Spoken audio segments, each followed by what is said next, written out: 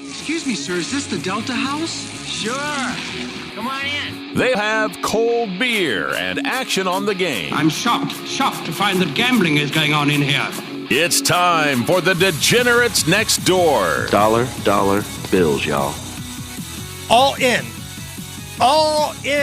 full speed ahead to March Madness. That's what gamblers are talking about right now. We are the Degenerates Next Door. My name is Jason Hammer. Elected official, tax-cutting machine, Thank Rob you. Kendall, right across from me. And we're going to dive into college hoops here in just a moment. I've got a couple plays for you tonight. But before we get there, Rob, because this is the first show we've had since the Daytona 500, can we go back to Sunday just a little bit here? 2 years in a row. 2 damn years in a row.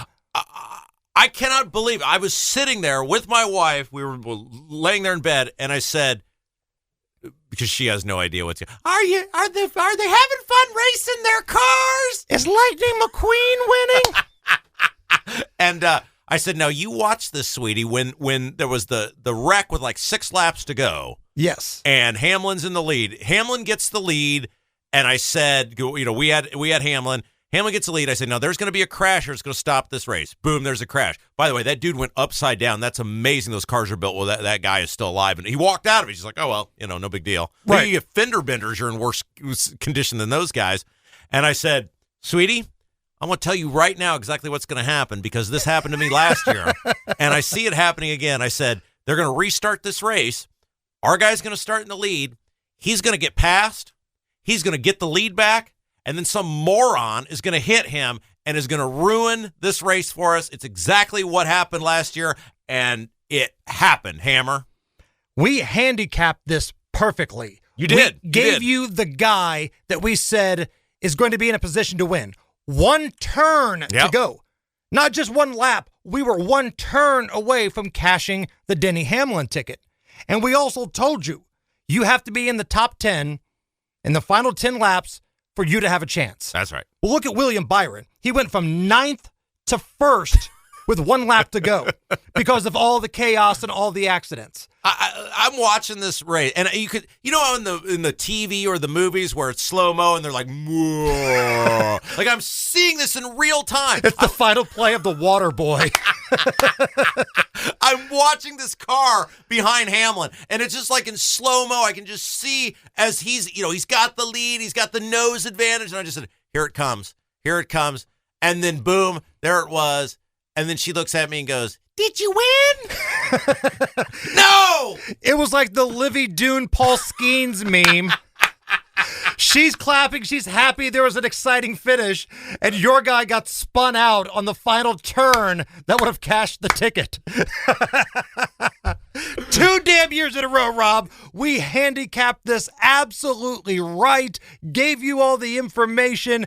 And we were one turn away. Okay, so my dad and I then had this conversation afterwards because I was telling him all about it. And my question to you is, like, I get, like, I watch that race because, hey, we're buds and we're cheering for the same guys and it's the Super Bowl of NASCAR, right? Like, this is their big event. Right. So I get it. You're into this, though, each week. How are you into something each week where it appears that everything other than the very end, it would be like if a golf tournament, if the final 3 holes were worth 10 times the amount of points of the first 69 holes. Like, how do you get into that when you know it just basically doesn't matter? Gambling. You can gamble on who's going to win stage 1, who's going to win stage 2. You can do head-to-head gambling. Who's going to have a better finish? Is it going to be Logano? Is it going to be Harvick? Yeah. There are so many other things you can do to make these other races a little bit more exciting. Because you're right. The NASCAR racing, even at the super speedways, until the final 10 laps, it's a little boring. Yeah. And I know that's going to piss off diehard NASCAR guy, but I'm an IndyCar guy. And when Indy cars are on the oval, you're getting pass after pass after pass for the lead. It's a faster racing. I know it's open wheel. You might not know some of the names or some of the sponsors. But if you're into cars going fast and passing for the lead, the IndyCar series is a better brand of racing. Isn't it weird? And I'm obviously a very passive auto racing fan, as in, like, I watch Daytona and I watch the Indy 500 and the Brickyard when it used to be, a big thing. But there was a period there in the 2000s where NASCAR far eclipsed IndyCar in terms of being the more entertaining product, and I feel like that pendulum has totally swung back.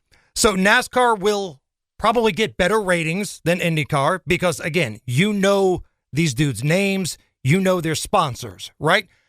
But the IndyCar series is a better brand of racing. NASCAR went so corporate, right? NASCAR became popular when you thought there would be a brawl in pit lane at the end of the race, right? Now there's only like a handful of dudes, maybe two, like Kyle Busch and Denny Hamlin. Mm-hmm. The only two people that you think may punch somebody at the end of the race. The other thing, and I get it, this is part of the sport, right? You bet on it, you know what you're getting into. The other thing is the car is such an important aspect of this. When I'm betting on golf, I don't have to worry about, is Rory McIlroy's 7-iron going to work? Is his driver the head going to snap off? There's just so many. It's so hard to win at auto racing because there's so many variables. But you could say that about horse racing, too. And our guy, Kenny Britt, he's a horse racing guy. You're right. No, yeah, I was pondering that as I was watching that race because, like, I watched some of the beginning, and then Michael McDonald was winning. Keep forget. And Michael McDowell. This is Michael McDowell, yes, thank you. And so I said, okay, wife and I went and played an entire game of Monopoly. Came back, which is a long ass game, and then came back, and the race was still going, and there was like 20 laps to go, and I was like, "Oh, this is going to time out just perfect." I was like, "What happened to McDowell?" And you're like, "He was on the wrong pit strategy." Yeah, sometimes you'll go back and see, "Oh my God, who is winning this race? Why are all these good guys toward the back?" Yeah.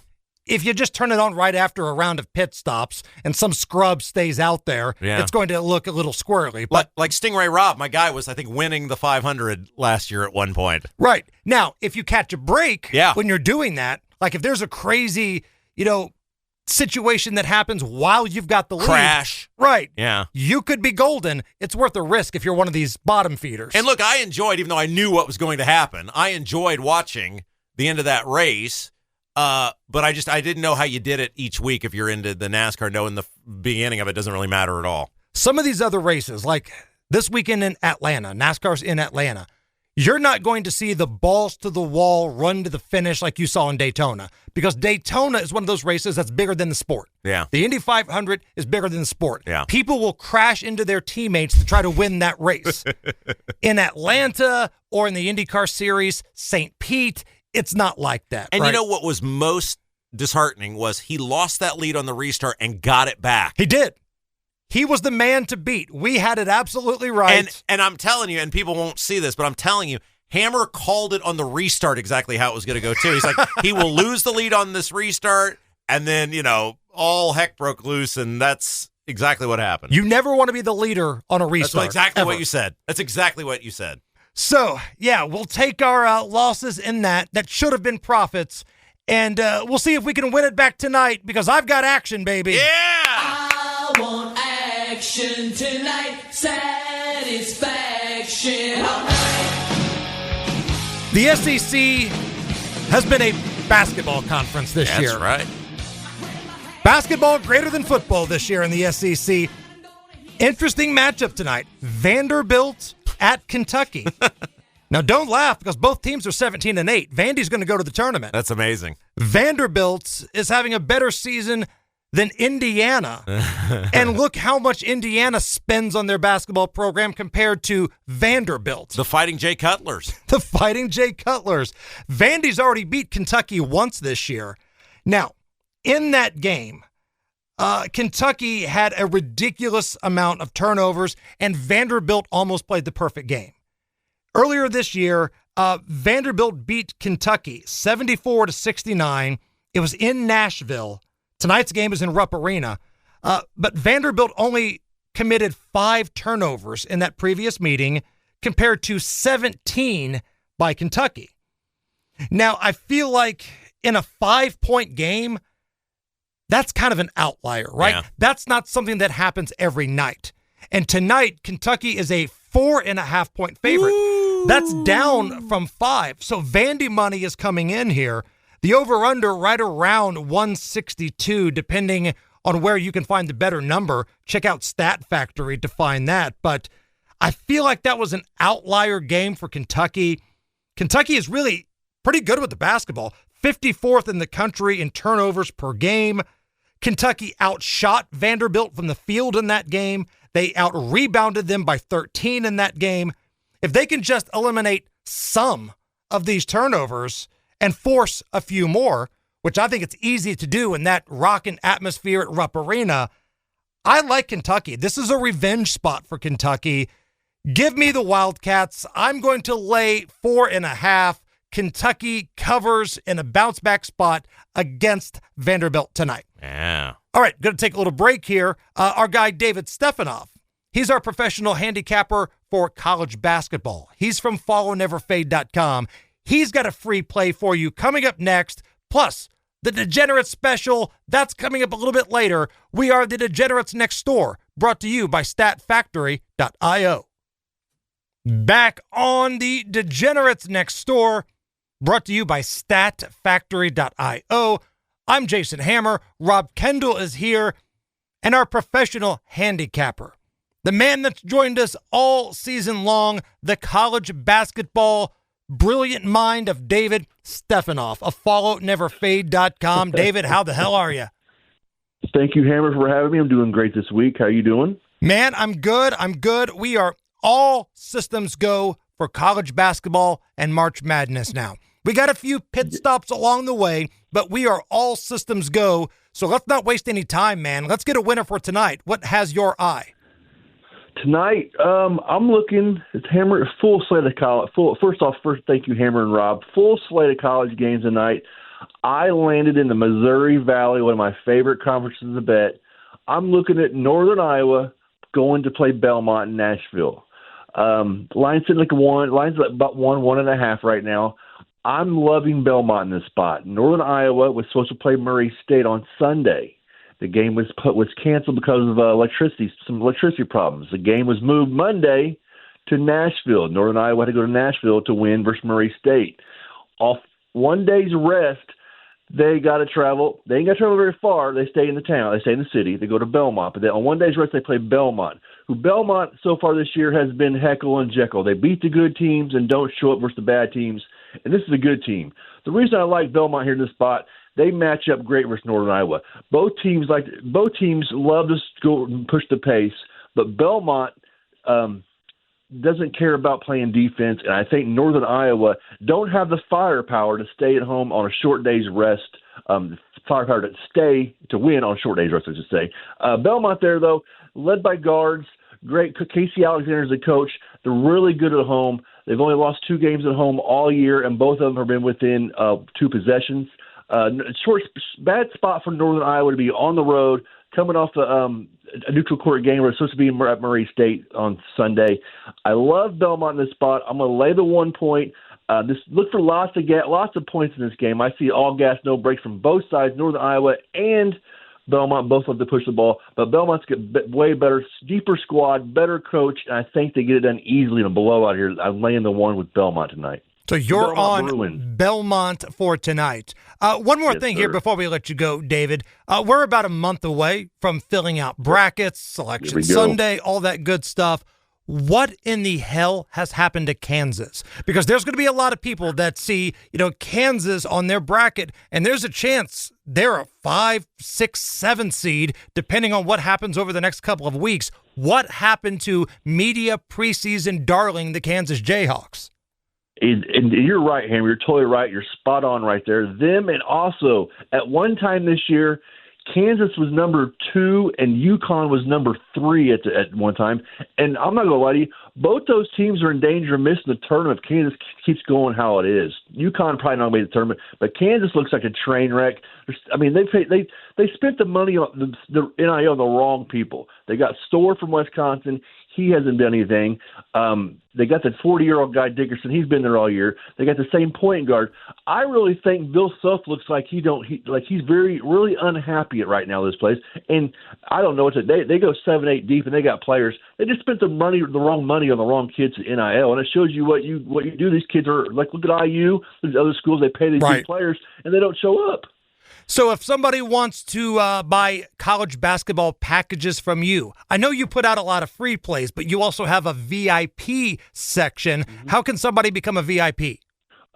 Message me everywhere on Facebook, TikTok, Instagram, YouTube, Twitter. Just type in followneverfade.com. We pop up everywhere. Like Cameron just said, I put a lot of free plays out every day for everybody, tennis, college basketball. Right now we're focused on college basketball, a little tennis going on. College baseball starts heating up. Yep, Henry, you don't hear it. Them boys, it's almost time for pitchers and catchers report. But baseball's starting to hit college baseball right now. Major League Baseball starts in about a month. But right now we're focused on March Madness, college basketball. It's how I make a living. There's really two. I think we've seen maybe a preview of the national championship last week in Auburn and Alabama. That was a hell of a game. But you can message me everywhere: Facebook, TikTok, Instagram, YouTube, Twitter. $100 we get all my plays. I tell you when I win, I tell you when I lose. Thank you again, Hammer. Thank you for Rob for having me. But no matter what, guys, follow Never Fade. All right, going to take a little time out. When we come back, I've got a degenerate special for you. Yeah. It's one I feel good about tonight. Yeah. That play next. Back on the Degenerates Next Door, I'm Jason Hammer. Rob Kendall right across from me. We said it earlier. If you're going to go all in on college basketball, and I think that's what a lot of gamblers are doing, because based off what we've seen from the NBA, boy, there's not a lot of people fired up about it right now. That product stinks. And we'll get into that on tomorrow's show. But if we're going to go all in on college basketball, it's got to be all in. It can't just be the SEC. It can't just be good teams from mid-majors. Every once in a while, you need to make a trip to the Horizon League, and that brings us to today's Degenerate Special. It's time for Hammer's Degenerate Special. IU Indianapolis. The artist formerly known as IUPUI. I got a degree from them, baby. It's an expensive piece of paper hanging on my wall. Indiana University, Purdue University at Indianapolis. That's what it used to be. But now it's just Indiana University at Indianapolis, as Purdue's going to launch their own Indy campus. So IU Indy, 8-19, on the road at Detroit Mercy, who is also 8-19. Detroit Mercy is a 1.5-point favorite tonight. The over-under 145.5. All right, here's a little tale of the tape here for IU Indy. Look, who's going to this game? Parents. Parents, right? That's it. Parents and contest winners, maybe. Yeah, I mean, there's no way if you're a student with any sort of social life, you're going to this game, right? I don't know. When two 8-19 teams get together in the Horizon League, Rob, all bets are off. So IU Indy has been outscored by 1.5 points per game all season long. Well, that's great because our spread is 1.5 tonight. And that includes some of the home games, right? I'm assuming they played a little bit better at home than they have on the road. Right. IU Indianapolis, when you break down their points per 100 possessions, 98.1 points per 100 possessions. That's good for 122nd in college basketball. But they give up 100.1 points per 100 possessions. That's some pretty bad defense, and that puts them at 339th in college basketball. Meanwhile, Detroit Mercy, they record 33.9 rebounds per game. Not bad. That's 83rd in college basketball. It's not too bad. They concede 32.5 rebounds. So they're better on the boards than their opponents. That's good because IUPUI, IU Indy, whatever you want to call them, they can't rebound. The only thing that favors IU Indy tonight is three-point shooting. The last time these two teams played, IU Indy made 10 and Detroit Mercy only made 5. But with the spread of only 1.5 here, Rob, Detroit Mercy is better offensively. They're better defensively. They do rebounding better. They pass the ball better, more points per game, and they're at home. Nobody comes into Detroit Mercy and pushes them around. I'm going to lay 1.5 Detroit Mercy at home against IU Indianapolis, and the money you're going to win on this game tonight is going to spend the same as if you're betting on Vandy versus Kentucky. This is why I love this show. Think of the effort you put into that game. And I'm picturing you when you were doing your research like Homer Simpson with the glasses, reading the nuclear safety manual. My youngest son was in a car accident yesterday. He's totally fine, but I pushed off dealing with that because I was crunching numbers for Detroit Mercy against IU Indy. Hey, man, I might got a hit and run by an illegal immigrant. Can you come help? Yeah, I'll be there in 30. I got to finish crunching the numbers on the IUI. I'm close to pulling the trigger on -1.5 with Detroit Mercy. Just stay there by the side of the road. You got AAA. You're going to be fine. All right, that's it for us. For Rob Kendall, for our professional handicapper David Stefanoff of FallOnNeverFade.com, I'm Jason Hammer. We will be back tomorrow.